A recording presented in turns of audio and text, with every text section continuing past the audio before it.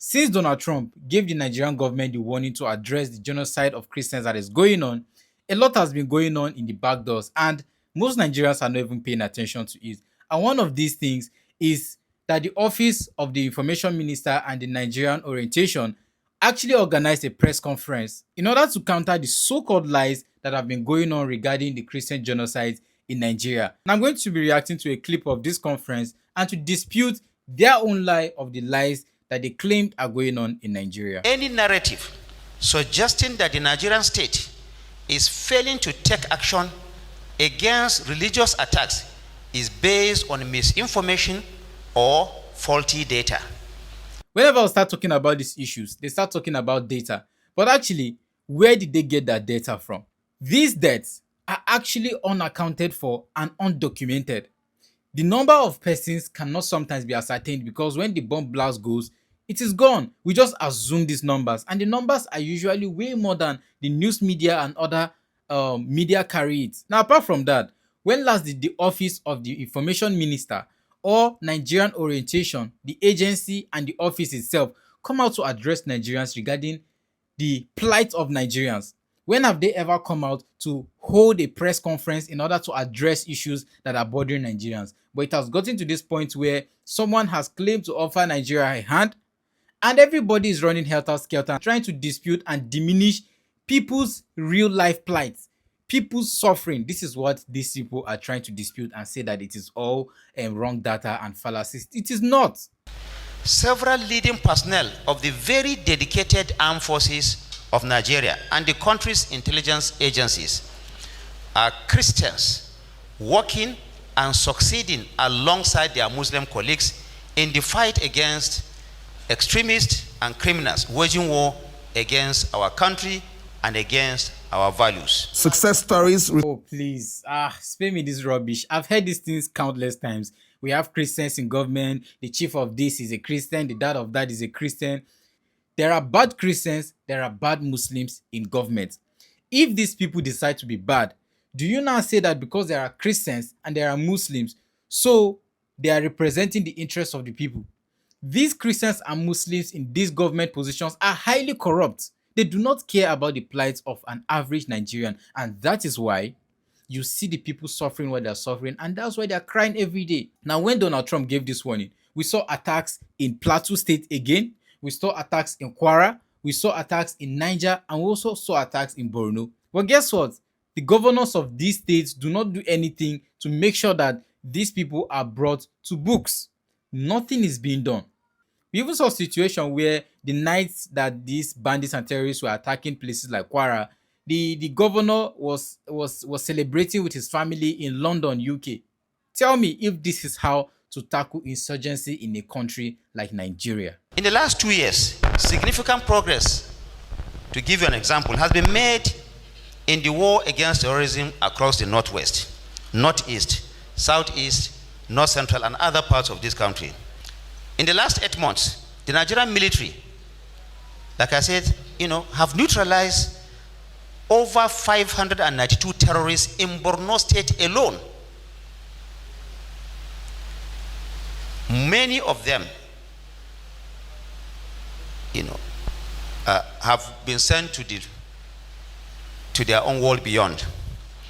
Over 11,200 hostages have been freed. 11,200 hostages, and this is still going on. More importantly, over 124 insurgents and their families have surrendered. Now, this is the biggest rubbish I've ever heard since this whole issue started. We have bandits and terrorists that are on TikTok doing TikTok video with ransom money that they have collected from people that they kidnapped. The Nigerian government has the intelligence to track these people down, but they do not. If you say anything today, no matter where you are in Nigeria, they will track you. They can track Nnamdi Kanu that is outside Nigeria, but they cannot track terrorists in the forest that they know their whereabouts. He's here talking about how many terrorists they have caught and how many weapons they have recovered and all that. But there's something he is not talking about. What about the terrorists that you people continue to rehabilitate in the north over time?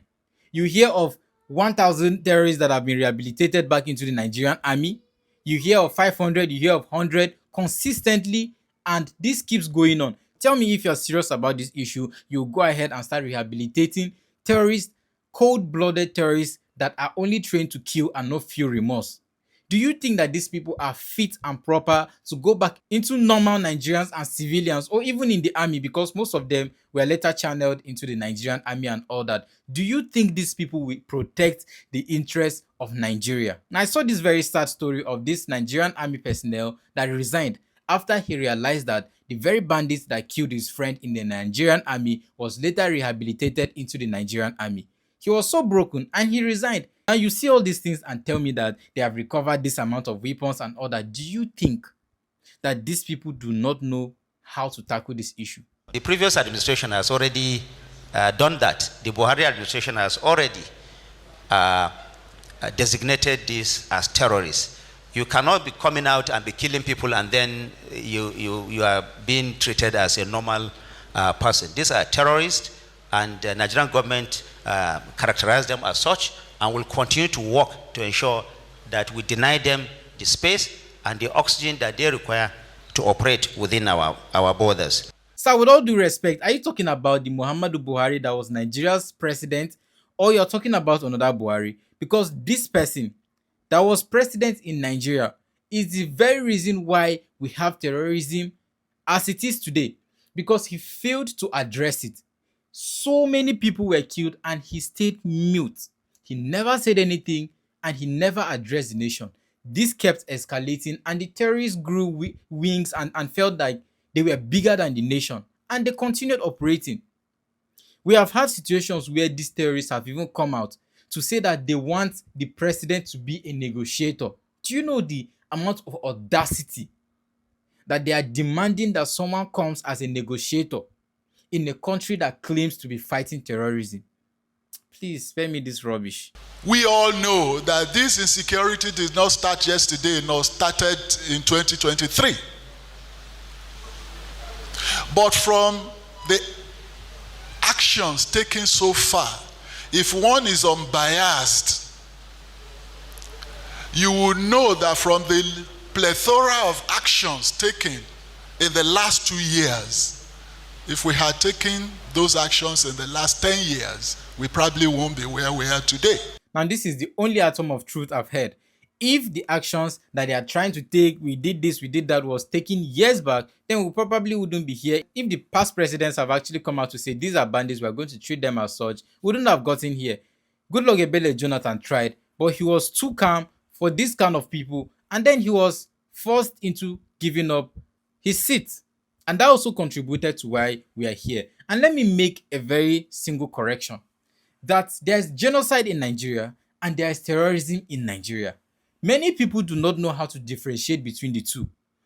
We have terrorism in Nigeria as a whole, operating especially in northern parts of Nigeria, where they have attacked places like Borno especially, and other outskirts of the northeastern Nigeria and other parts of Nigeria. This is terrorism. And then on the other hand, we have genocide. These groups, who are Islamic extremists, have targeted places like Jos Plateau State and Benue State. This is where they attack places that are mostly populated by Christians. So the terrorism in Nigeria affects all Nigerians, Muslims and Christians alike, while the genocide that is going on in those two states especially is the real genocide that is going on. And a lot of people are not differentiating between the two, but that is the truth of the matter that is happening. So yes, Christians are being targeted and killed. And also, there is terrorism in Nigeria where both Christians and Muslims are killed in places like the Core North, where the Muslims are mostly affected. I like how much attention Donald Trump has actually brought to this issue, where the government is now coming out. Information Minister is even holding a press conference to address some lies. I like what is going on and I hope that this is fruitful in the end.